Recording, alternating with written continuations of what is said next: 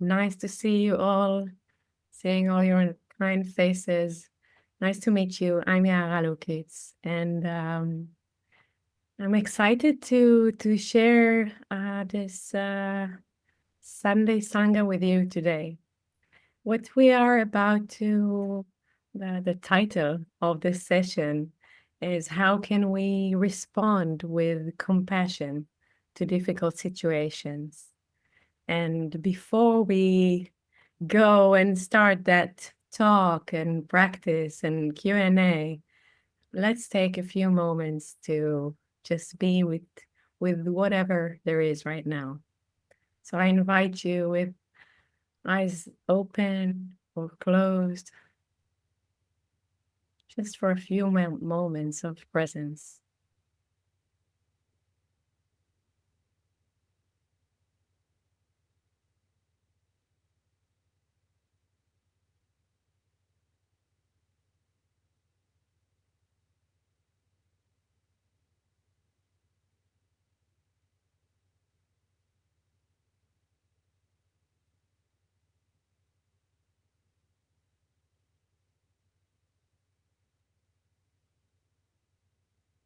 Let's just be with whatever there is as it is.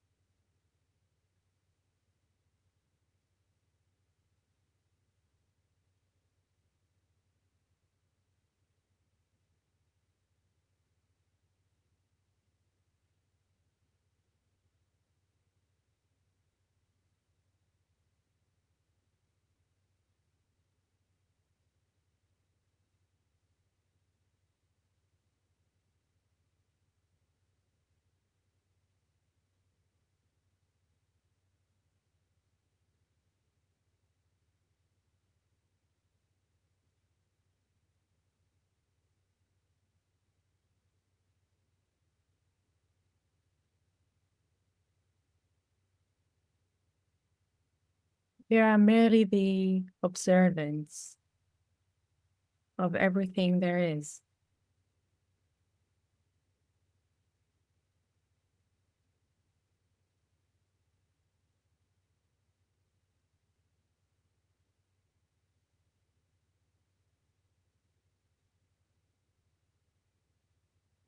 We don't need to do anything, just be.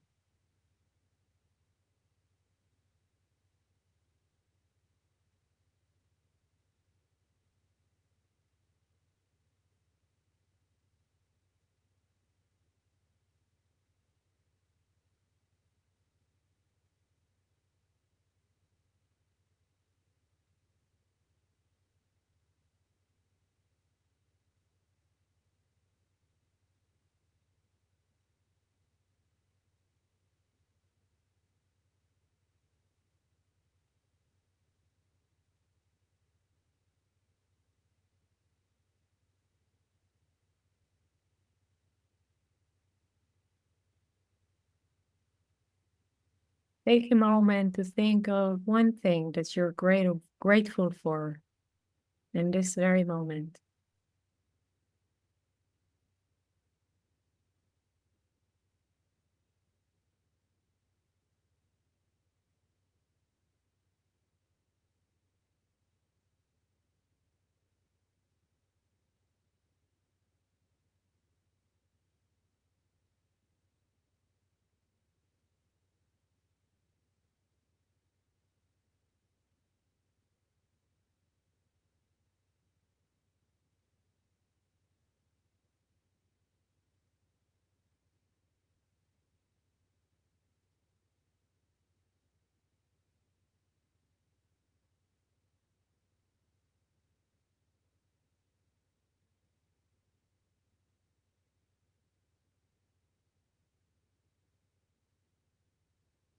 You can put your hands together in Namaste or put one or two hands on your heart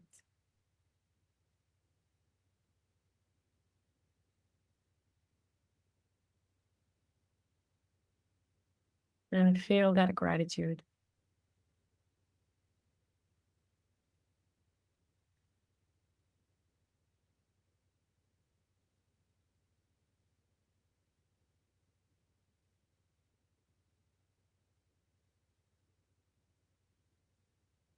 When you're ready, slowly open your eyes and come back to us.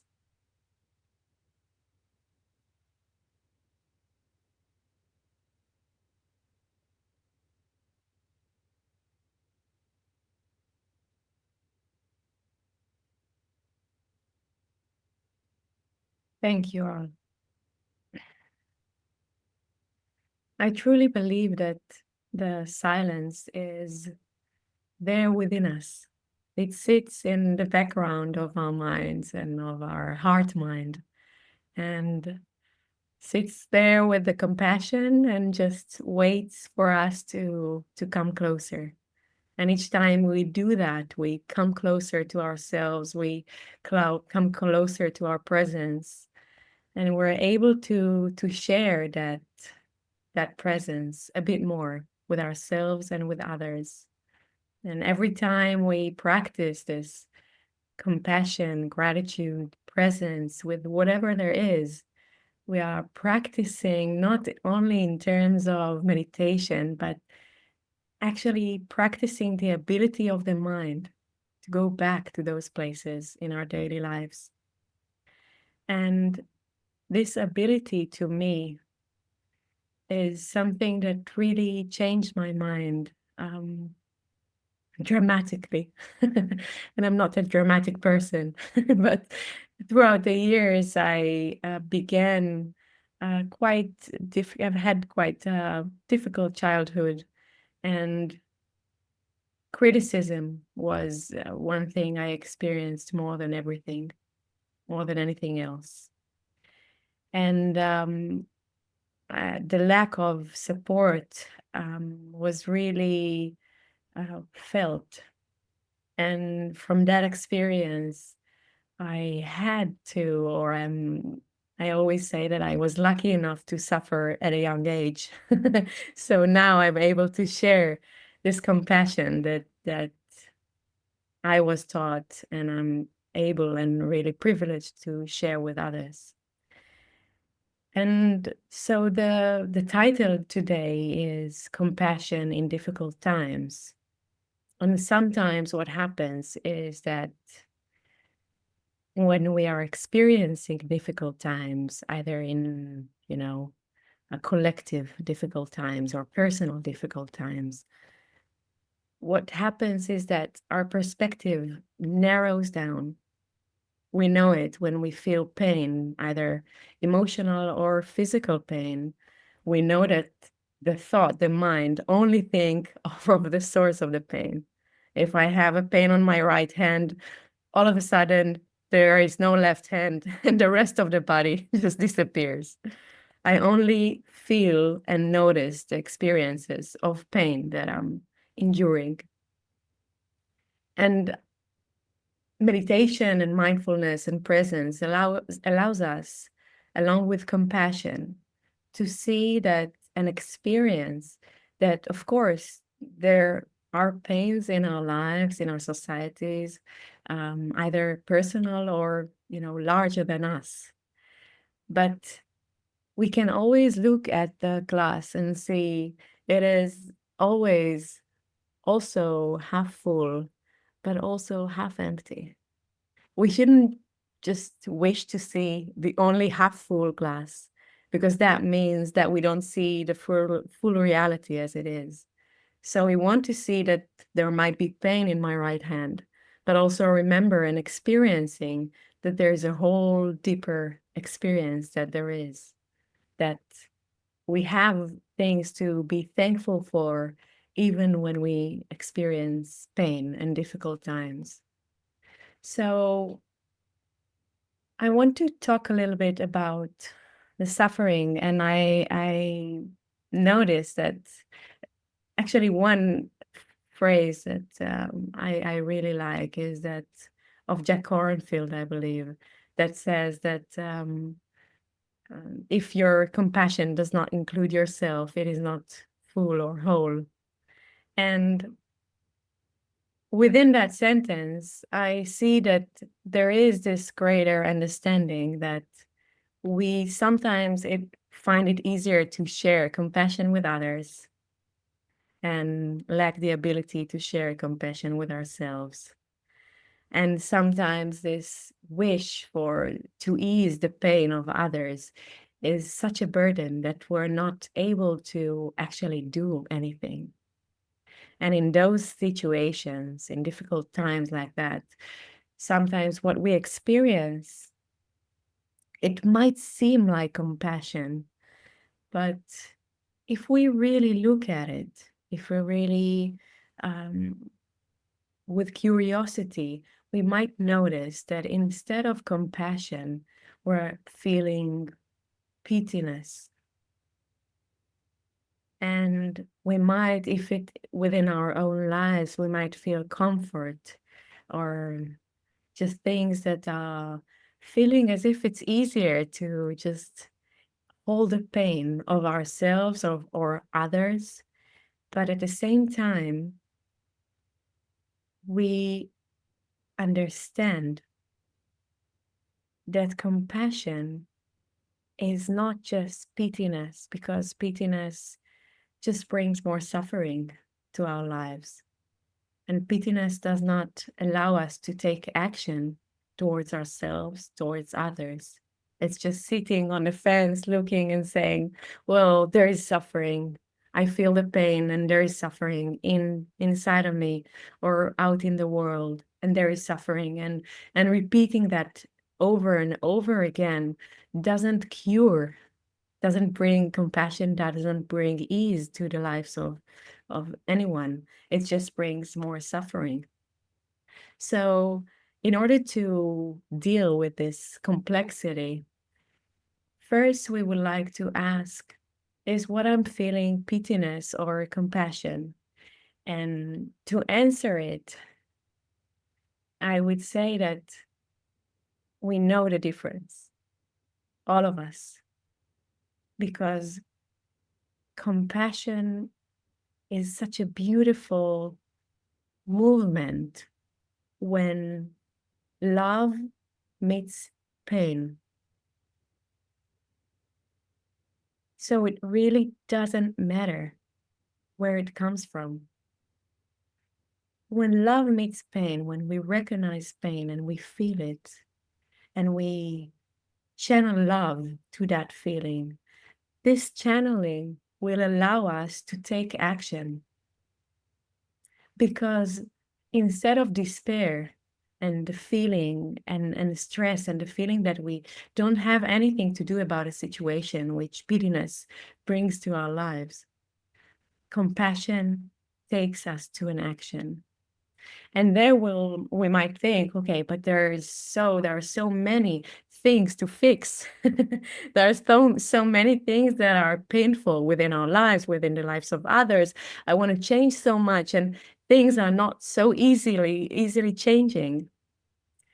And to me, these are also just ideas and ideals that we have of how life should be and how the world should be and how people should behave and how we should behave and feel and so on. And in my experience, there are no actions that are not worth taking when compassion leads the way. We might wish to do greater things, we might wish to experience greater change, but in fact, just the baby steps that are visible to us in this very moment are so huge, are such a great impact on the world. If each one of us takes this just one small step, Instead of wishing to change everything there is, we just, open one Sangha that mix different groups, and we just smile to another person, or just hold a door for someone else. We can just make different actions to change the world a little bit, step by step, for the better. And of course, each one of us has our own pains and the things that are visible to us more. If we notice something, it doesn't mean everyone else notices the same thing. We are able to take the action that we see, the one small step. Instead of the ideals of changing the world, we can change our communities, we can change ourselves, and bring that joy and compassion to the lives of others around us. And so, in this offering, I find it really widening. It really supports when we are experiencing stress and despair due to challenging times, to remember that the glass is half empty and half full, and that there are things that we can do every moment, every experience. There are things that we can do always. And I believe that thinking, um, that way of thinking allows us to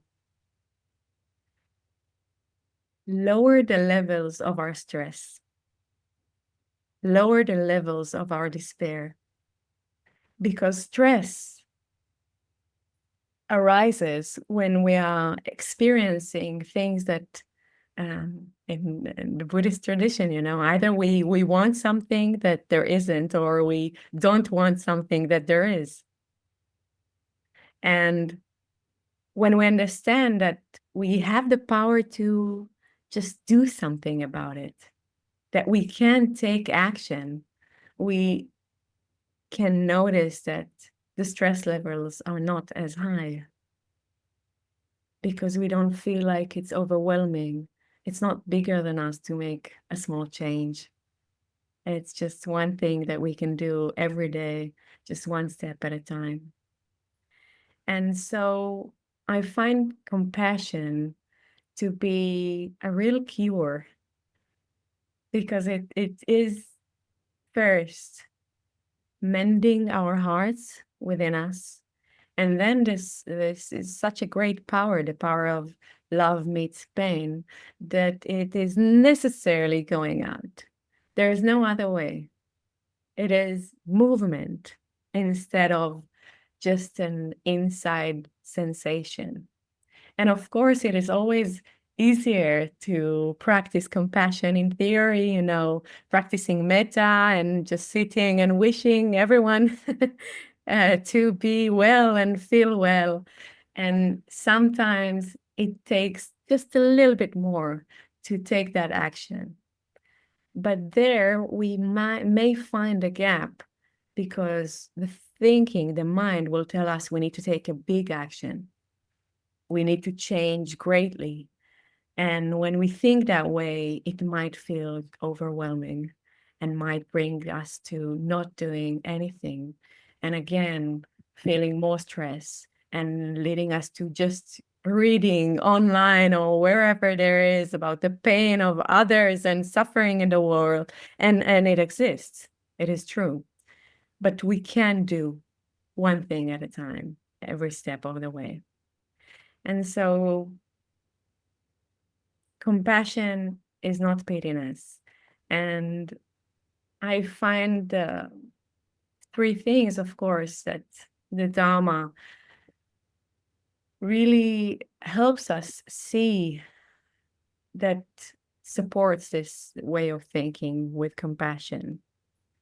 One, that if we resonate too much with the pain, with any pain, we feel it's so strong that we are sometimes unable to take action. And again, action could be a hug to ourselves or a smile to one another. And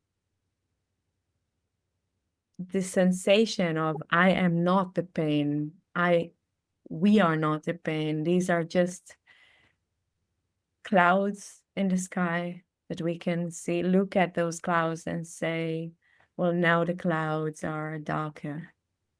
Now the clouds are brighter. We can notice this shift, this change. And within noticing this change and noticing that we are not the pain that we're seeing, we don't have to hold it within ourselves. It is not something that we have to hold on our shoulders. We can also notice within this changes of the clouds that the impermanence of things. Because of course, as meditators, you may know that every practice of meditation is basically a practice of impermanence. We're always noticing and learning and teaching the bodies to recognize that everything always changes. And from that thought, everything always changes, that also lowers the stress levels a little bit and the despair, and allow us to take an action. And within that, again, going back to the glass half empty, half full, I see that great acceptance. Just, if we're not um, if we don't identify with the sensations, with the pain, with the color of the clouds, we are able to accept things as they are. It is now painful here, there. It is now something that I may wish to be more at ease. And sometimes it is not at a certain moment. And recognizing it is not being a bad student, but the opposite. Saying now it is difficult to me is recognizing the impermanence and accepting things as they are. And from that, we can see that even the pain as the joy, the suffering as the happiness, everything shifts from moment to moment. And if we don't hold on to one thought or the other, we're able to experience those changes moment to moment, moment to moment. And when we experience those changes, we are able to enjoy life more and take more action. And we know those things, but sometimes it is always good to remember that if we want to, that's the Dalai Lama, I believe. If you want to be happy, practice compassion. If you want others to be happy, practice compassion. So there is no separation between our compassion and compassion to others. And to me, just making a shift instead of the worrying that comes from either the pickiness of or the sense of stress and the overwhelming understanding that we may not be able to change things as they are, we can just shift this worrying into caring,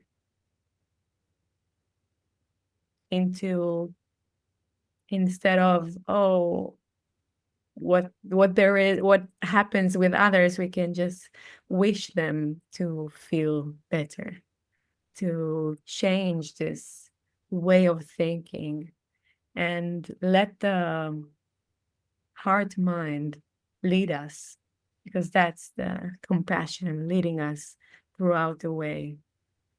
I believe that in every in every step that we take in our lives, there might be fear and there might be anger and there might be all kinds of emotions.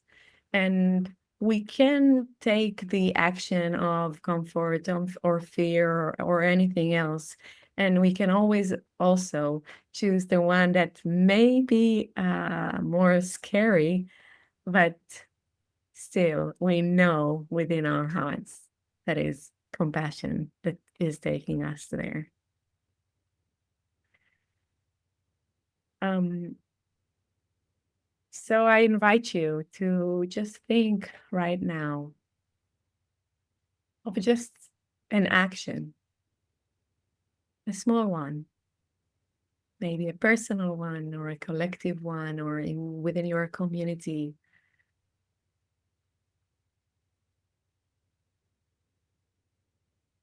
that feels like compassion,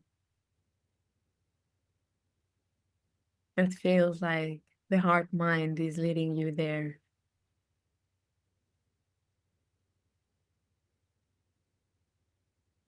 And think of something that you can actually accomplish.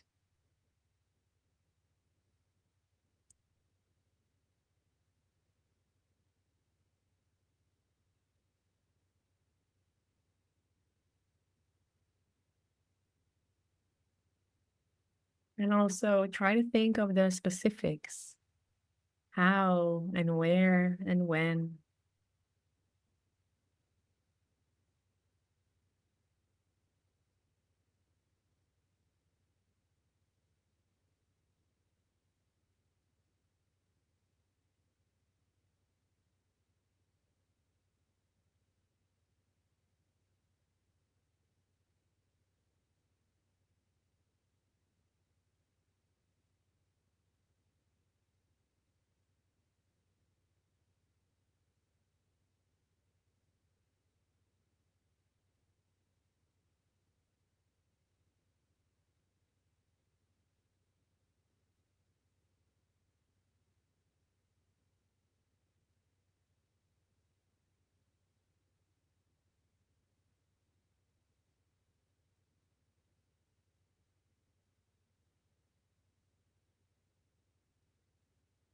Let us proceed to metta meditation together.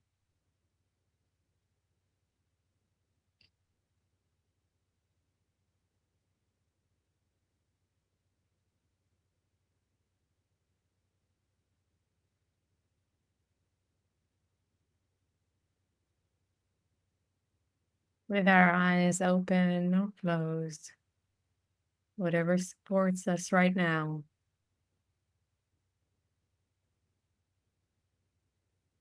Let us sit tall to take care of our bodies as well. Breathe through your nose softly.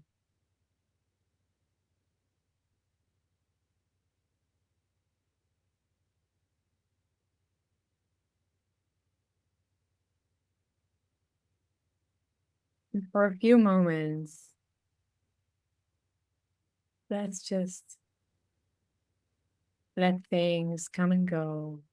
Thoughts from the talk that we just had, emotions. Just notice the clouds as they appear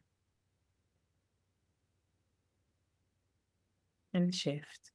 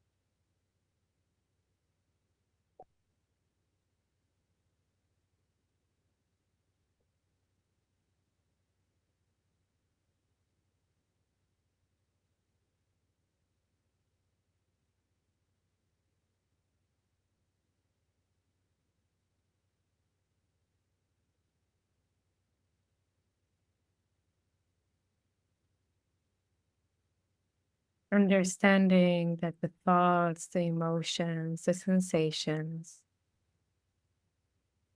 will continue on coming and going. We invite gentle awareness to the sensation of the air coming in and out of our nostrils.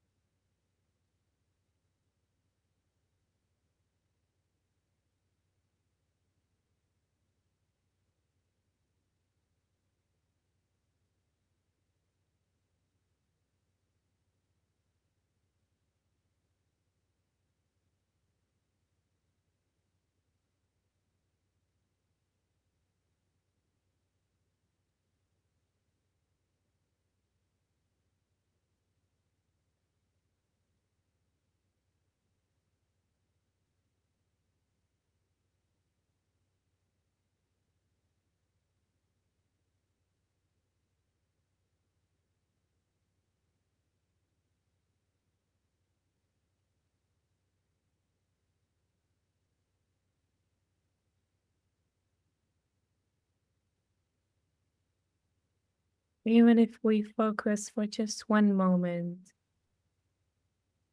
and then the mind takes us elsewhere,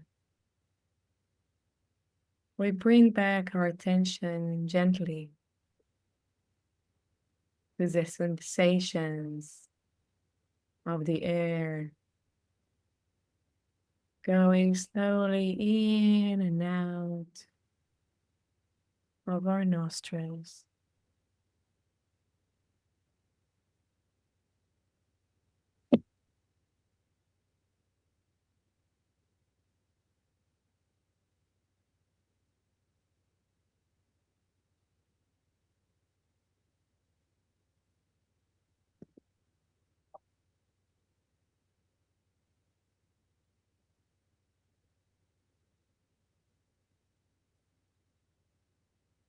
The breath is our anchor.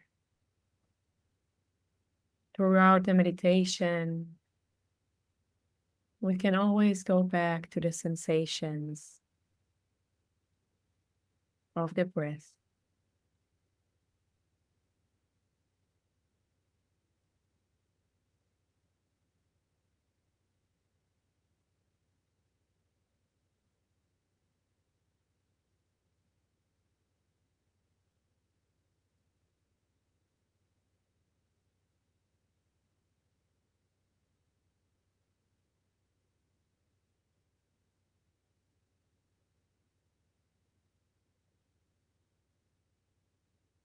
And let's take a moment to think of someone we love dearly.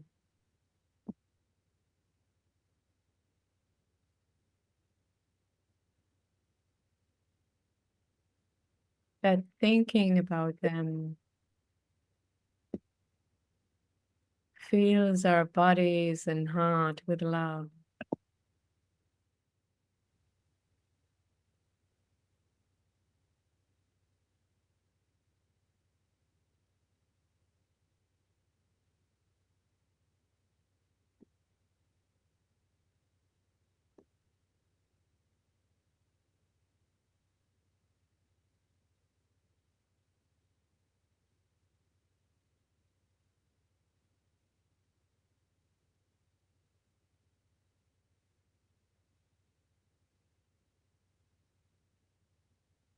And let us notice the sensations of love, the bodily sensations.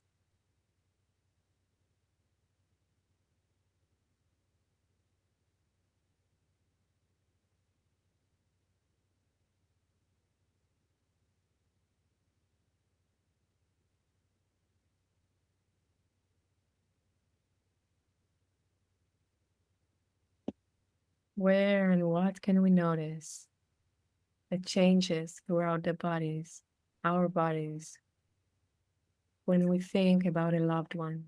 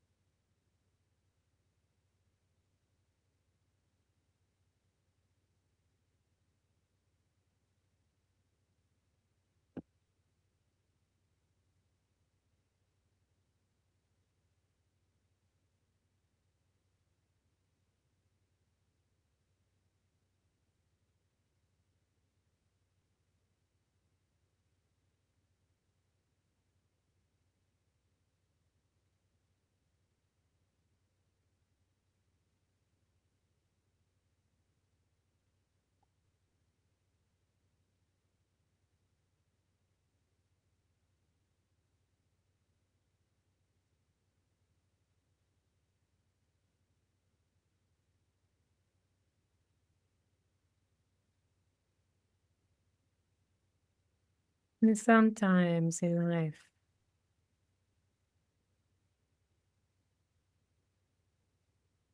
even our loved ones experience pain.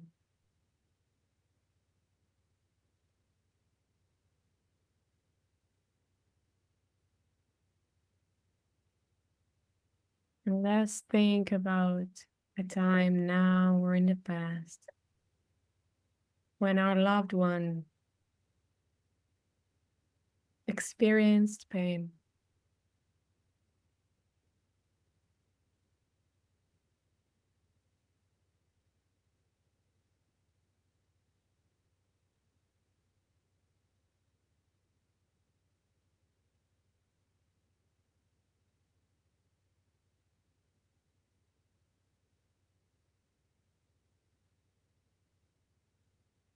And recognize the bodily sensations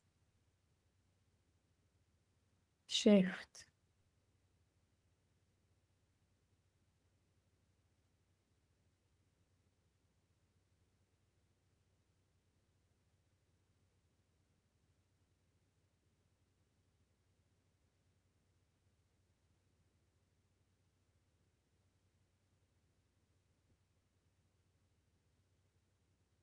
with curiosity. Let us recognize the bodily sensations of when we think of the pain of our loved one.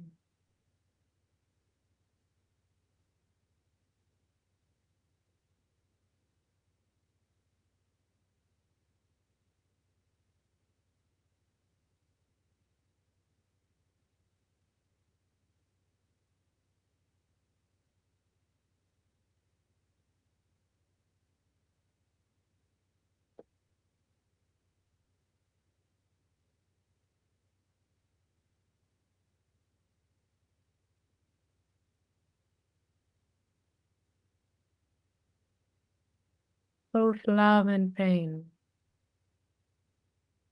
exist within our bodies every moment of every day.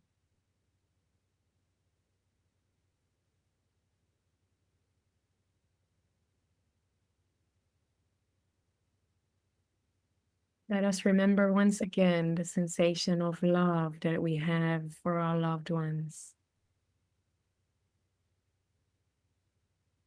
And let this love fill our bodies once again.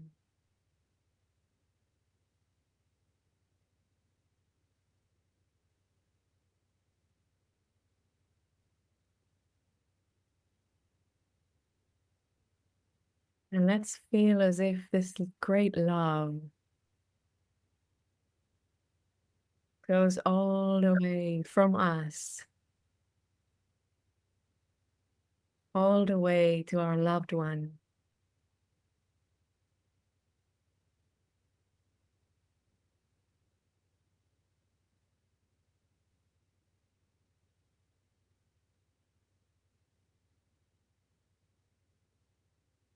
As a strong, bright light.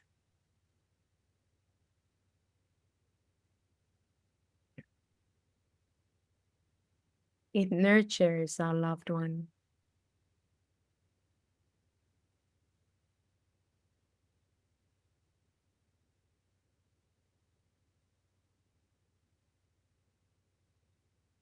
Brings them comfort.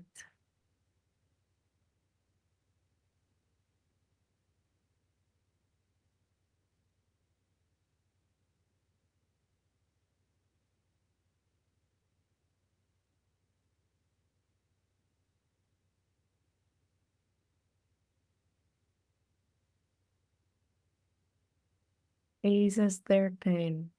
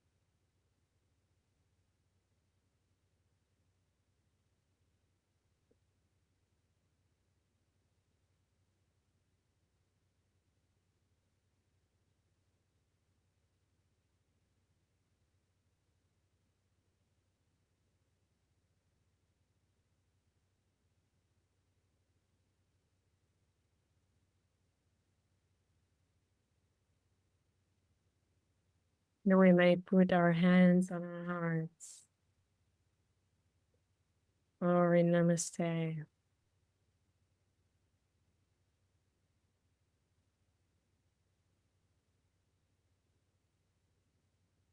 And send them our wishes.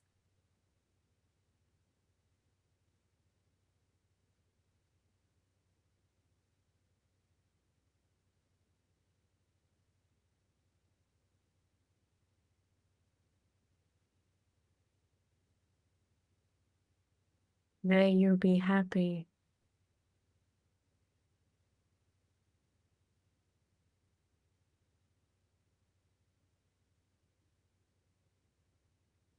May our loved ones be healthy.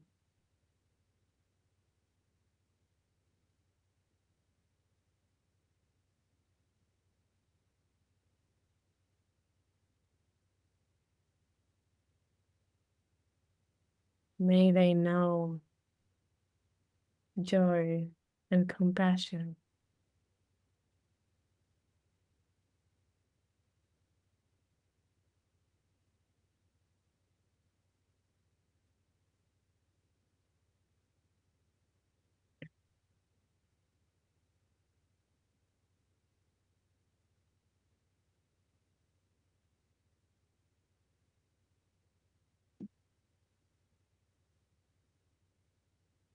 We can take our hands down and think of someone that we don't like as much. Maybe they hurt us, knowingly or unknowingly.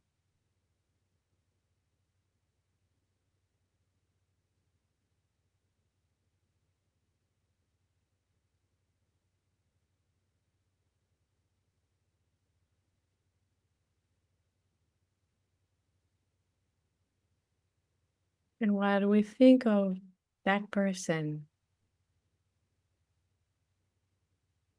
we may notice the bodily sensations once again shifted.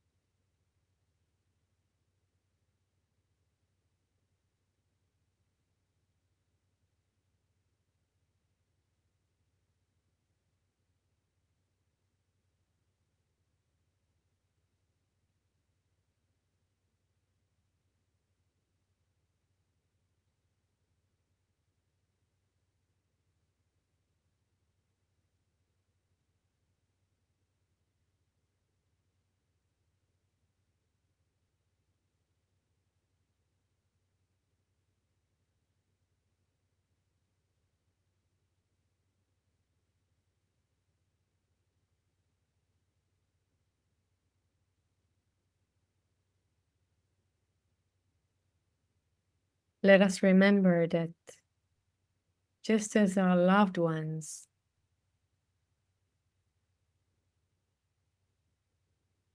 all the beings wish to be happy.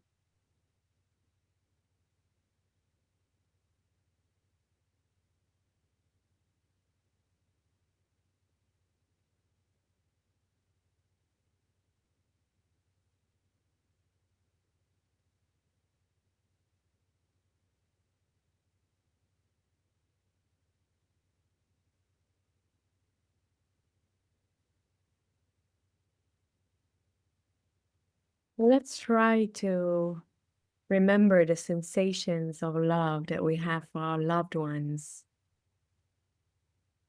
Bring those sensations back to our bodies. And now send it to that person that we don't like as much.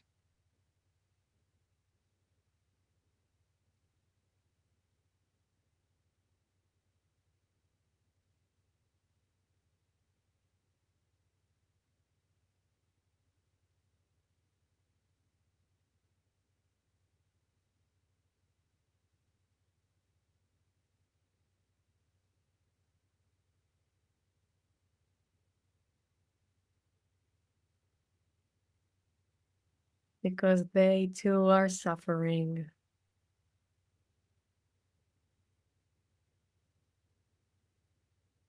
and wish to be happy.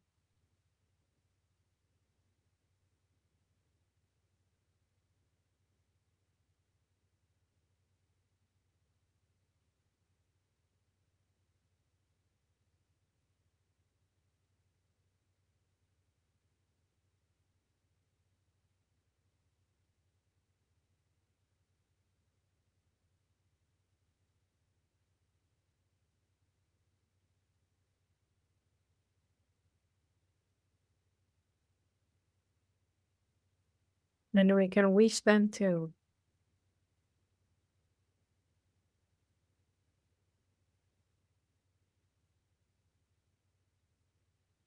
May you be happy.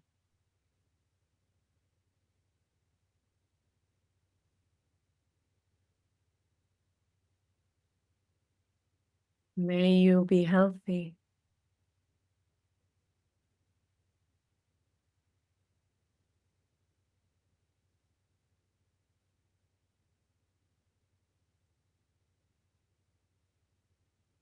May you know love and joy.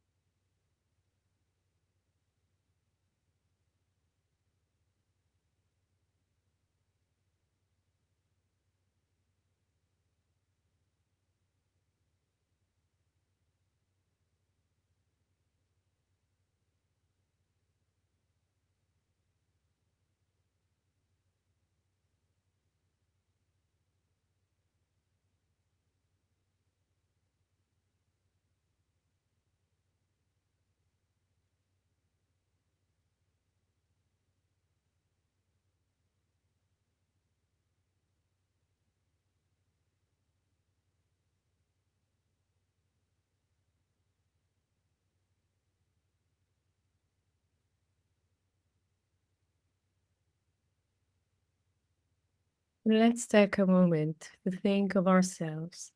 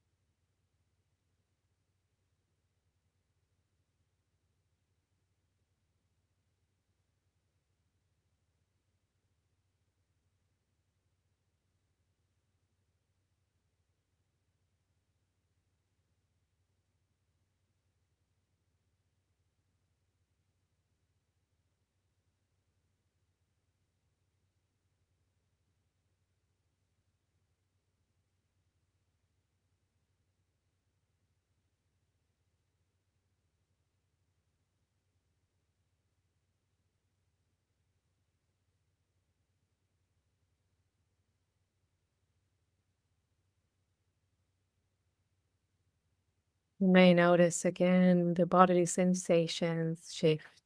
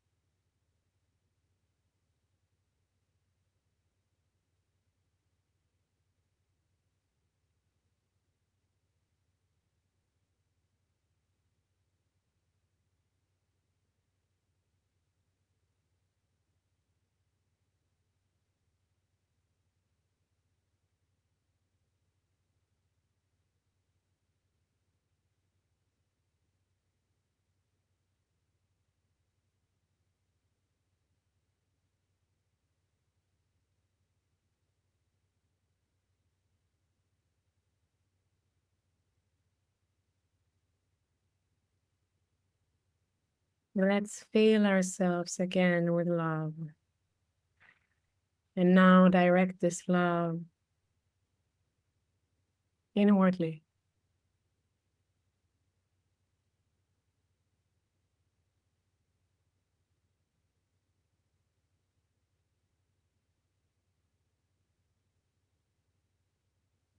If necessary, once again, we can think of our loved ones.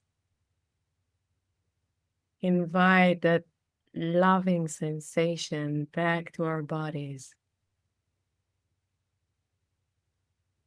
But now,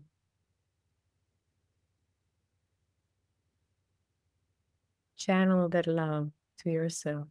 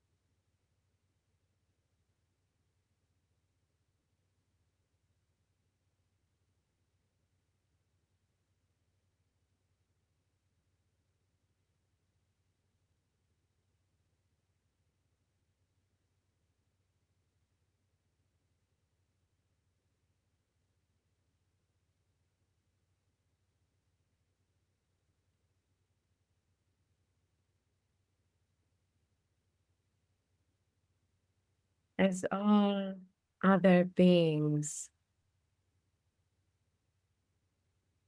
we also wish to be happy.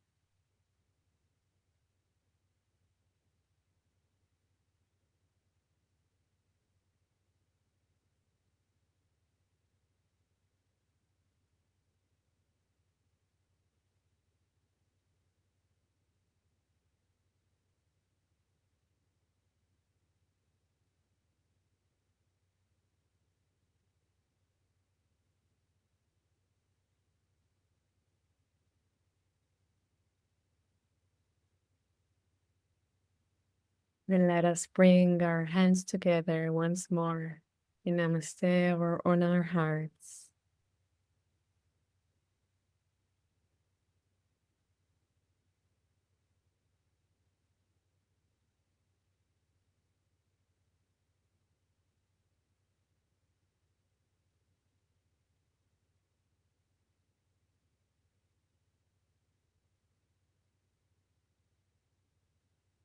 Let us wish ourselves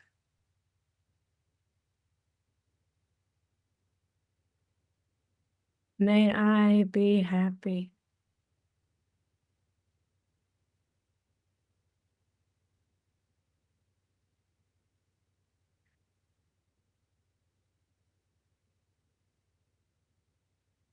May I be healthy.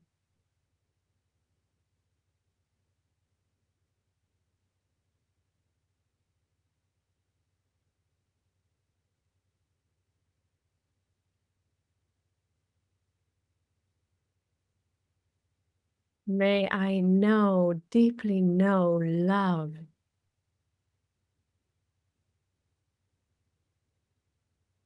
compassion, and joy.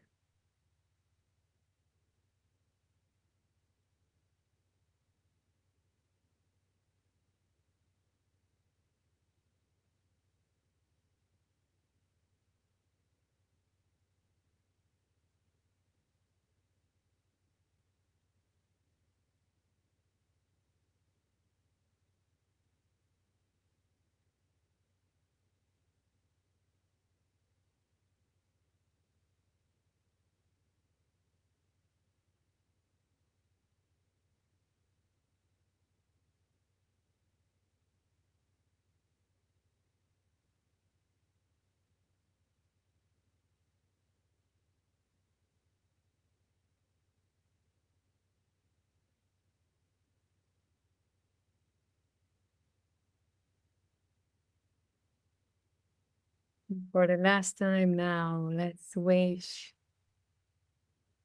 all living creatures, all beings, let us send that love out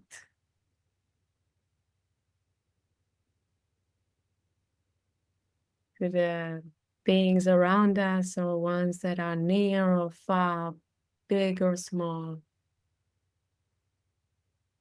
in the ocean, in the sky, under or on the ground.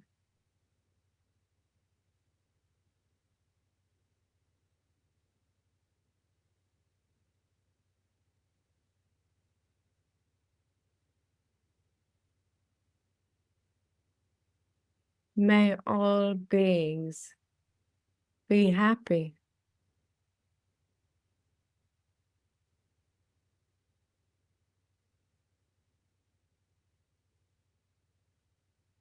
May all beings be healthy.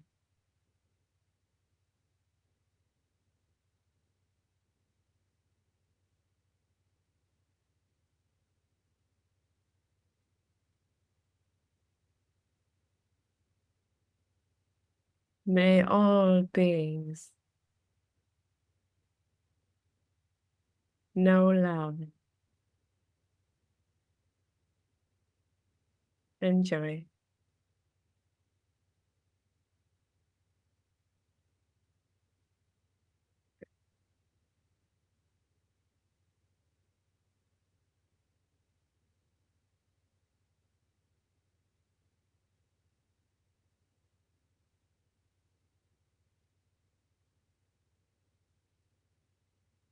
When you're ready,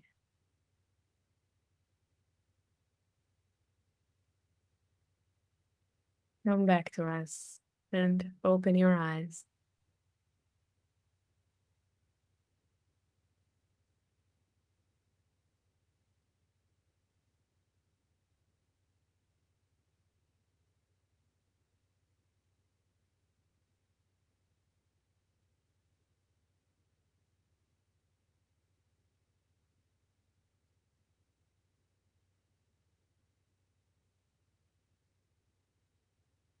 Thank you for that practice.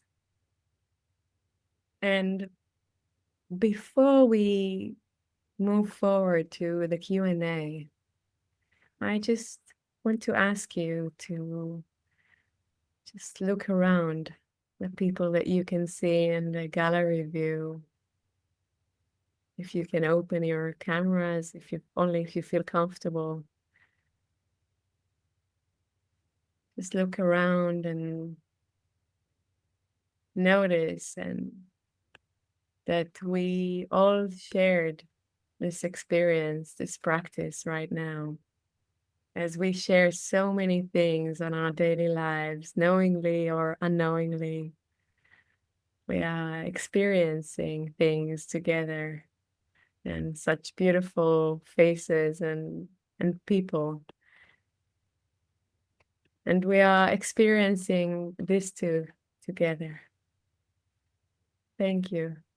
And I would love to hear if you have any questions or anything you would love to share. I'm here. Thank you.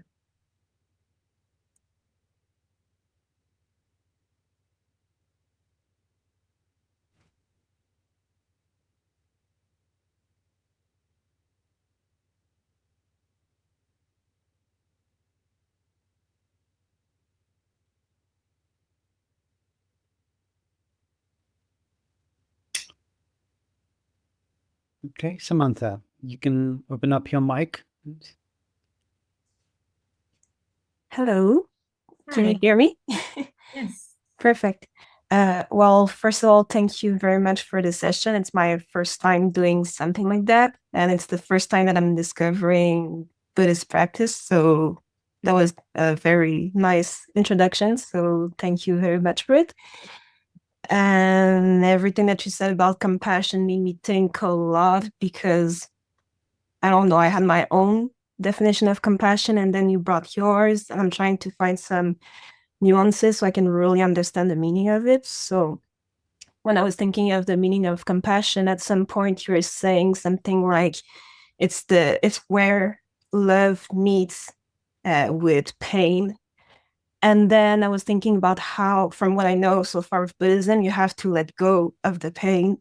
So then that brought some questioning in my mind, because to have compassion, then you should be holding pain to some extent. But is it that you need to observe the pain, or you actually need to hold the pain?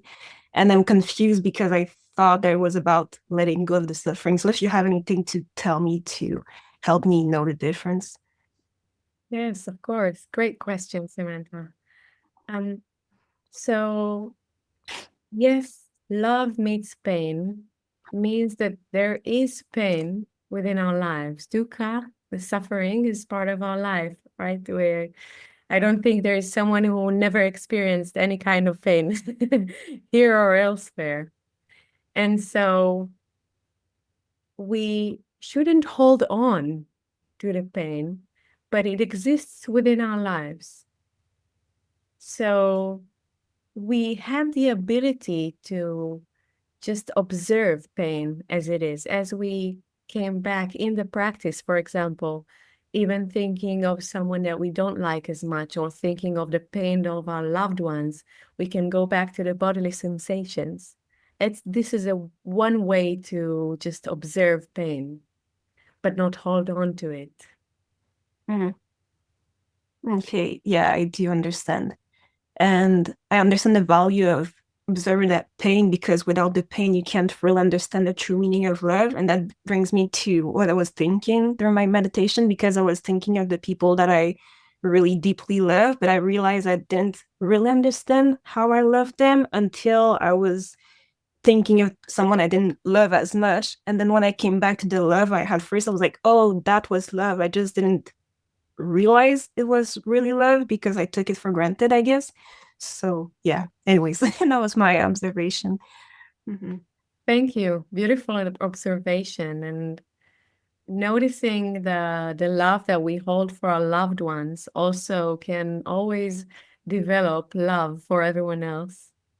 So Mm-hmm. even if you feel that big difference between this love and that love, know that when we are not so identifying with the love for one person or the other, we can just open our hearts a little bit more even, and just feel that love to whoever.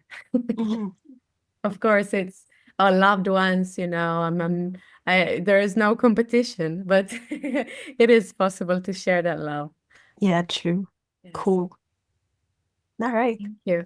Thank you very much. If you have any more questions, you feel free to write to me afterwards or whatever. Okay, thanks you. I appreciate it. Of course.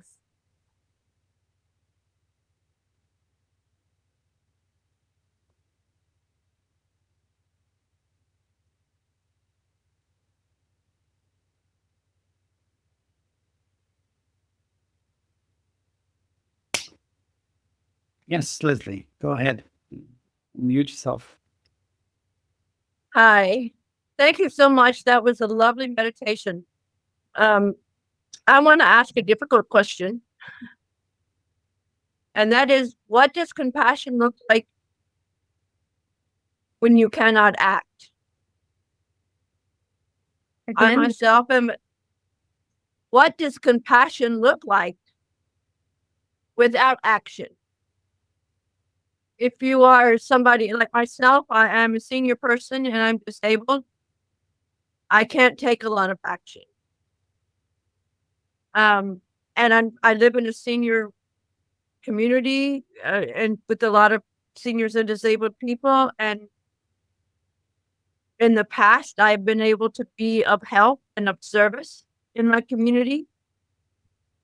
And now, of course, the needs are much greater. Needs are growing every day for all of us. And yet I'm at a time when I cannot step up action. I cannot become more. I cannot do more. As a matter of fact, because of my own situation, I need to step back and do less. So that in doing that, that feels like I'm losing my compassion. I'm losing because I'm losing my service. I'm like equated service with compassion. And now I can't be so much of service. So therefore, am I being not compassionate? And I worry that on the part of other people, they're seeing that too. They're seeing, well, Leslie's just not compassionate for us anymore. You know what I mean? She's not being of service. And so it's a different quality. I think you can be compassionate without action. I just want to know what it looks like. Thank you. Thank you for a beautiful and deep question. And the answer to your questions lays within what is action.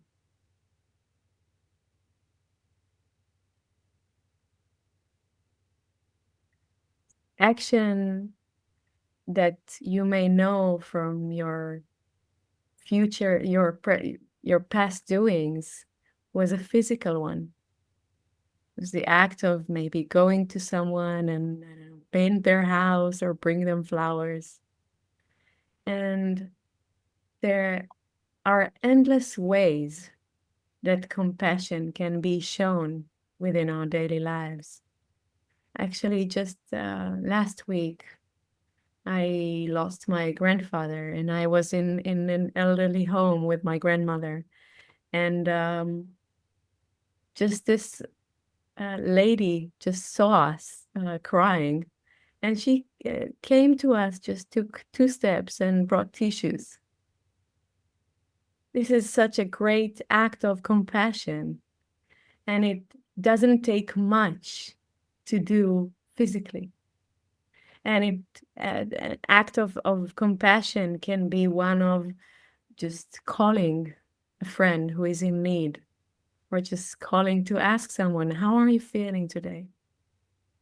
And an act of compassion can be just sharing the love, meaning taking an act of compassion.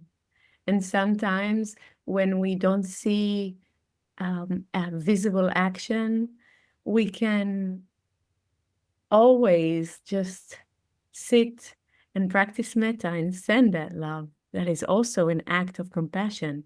Thinking is also an action that may lead us to more action.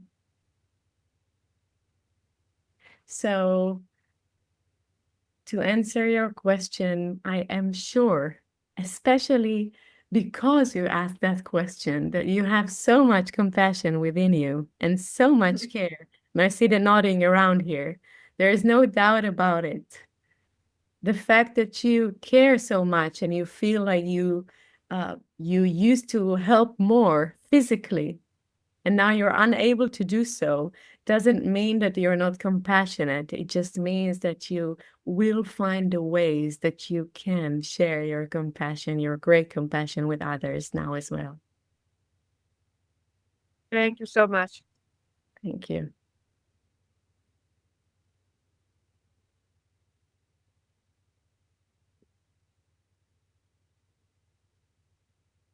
Can I just say something? Yes, please. Just to add to what you were saying, Yaara, to Leslie in particular. And this is a particular experience of mine. When we were all under lockdown in 2020 with the COVID, I was already, I had been trained as a mindful self-compassion teacher for quite a while. And of course, everything stopped. So the meetings together, all of that we couldn't do it. And I remember a particular meeting we had with a group of teachers trying to find ways to support people. And one of those particular teachers, I live by the seaside, and she lives in a huge city that is about 60 kilometers away from here. She teaches at the university, and she enjoys the ocean. She's an ocean fan like I am. But we were all locked down. We couldn't move. We couldn't even leave our houses. So she hadn't been close to the ocean for over 3 months. And in sharing, one thing she said is, what's one of the things that I really miss is to hear the ocean, see the ocean, feel the ocean. And after the meeting, I had a small video that I had made because I used to go to the beach in May when we can go just to swim and film, just to keep to myself. And after the meeting, I just took that small video and sent her the video.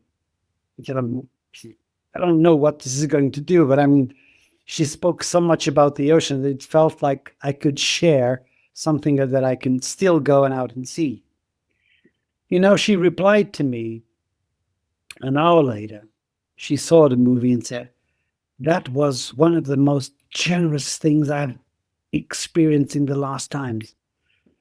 I still can't believe that today. I mean, she must have had more generous things. My doubt will always doubt that that was such a generous act. But in fact, I can recognize that for someone loving the ocean so much, having all the capacities and the possibilities, but being embedded to go to the ocean, have that 1 minute shot of the waves crashing into the was somehow a bliss, a bit of a act of compassion. So, you know, as Yaara was saying, I think that the fact that you ask yourself that question is the proof that you have a lot of compassion to give, and it might just be one word, one simple word. You can have that flame. That was my experience. Thank you. Thank you. Thank you. Thank you as always, George.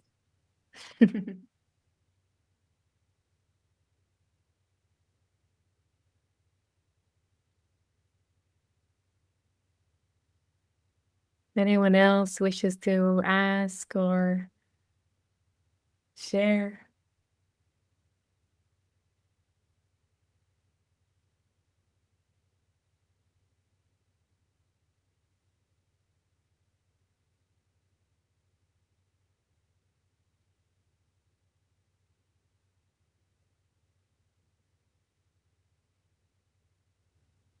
Yes, Samantha, go ahead.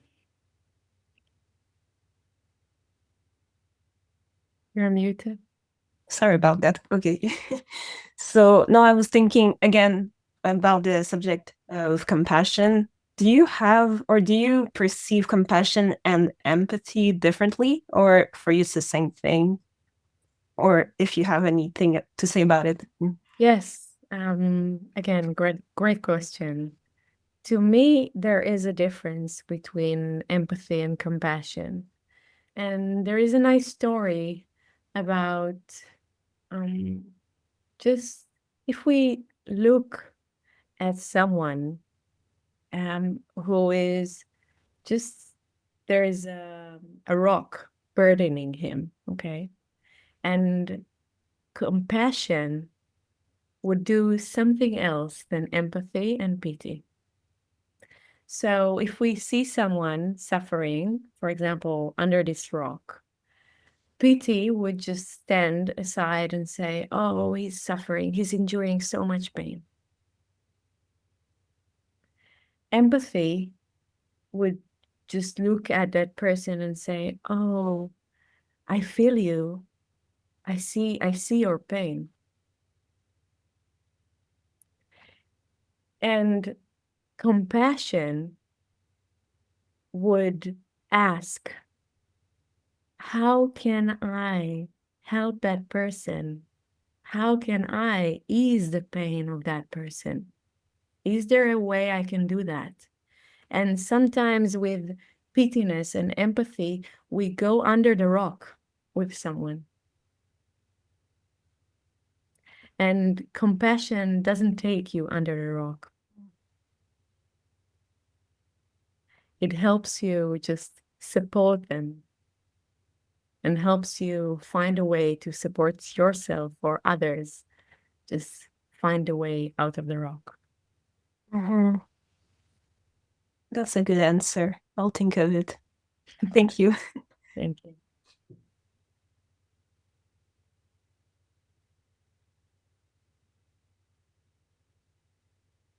Yes, thank you so much for that answer. That was an interesting story. I'm going to use that one. Um,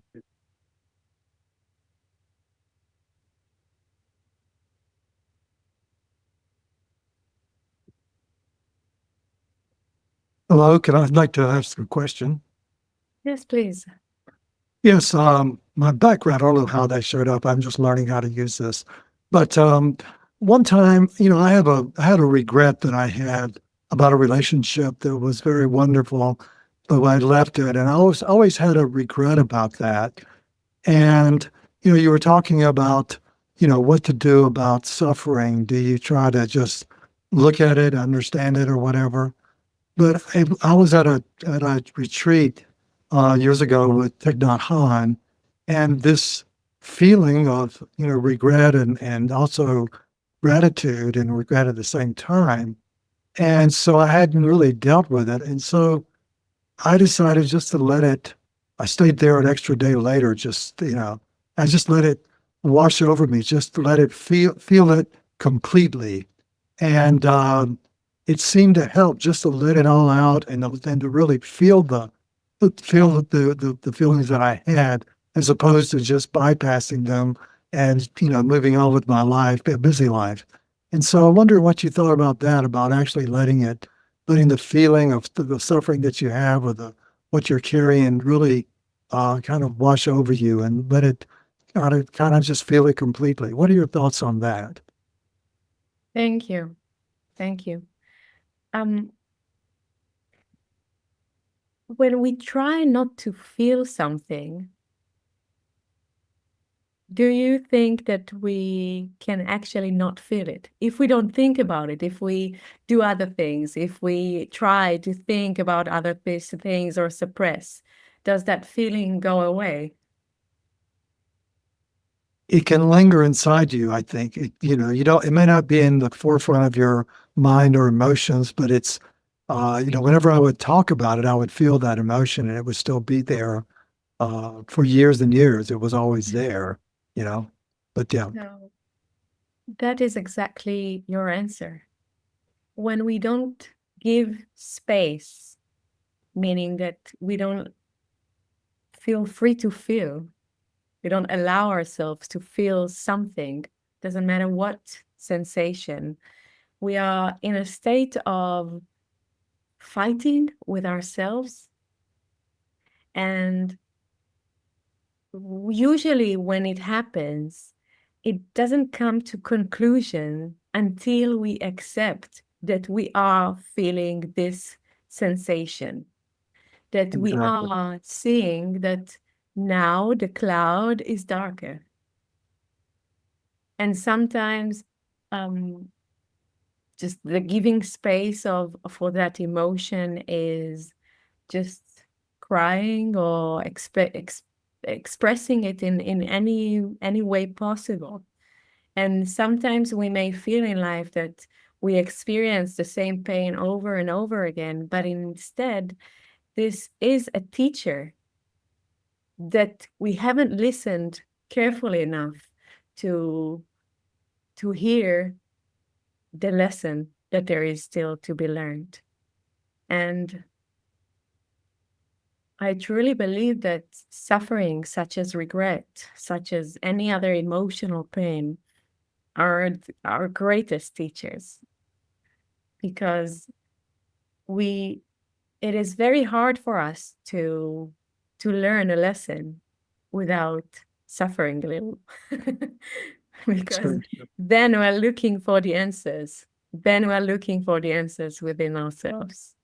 So to your question, I think giving space to pain and seeing it without fighting it is a great and very important step on the way to accepting one's emotion. I think so. One of the things, there was so much loving kindness at this retreat that I was at. It was so thick, you could almost cut it with a knife or something. And it brought me back to that situation, 20 years earlier that I'd experienced. And that's what really brought it up. And it really let me know that it was still here and something I needed to really, really go, be with and know that it's there and just, and it really helped to go through that process. And it was very important. So I think when you're suffering, it's not just observing and trying to keep it from coming on. Sometimes it's better like that, to let the grief or whatever just to come on in and somewhat overwhelm you at times. Always.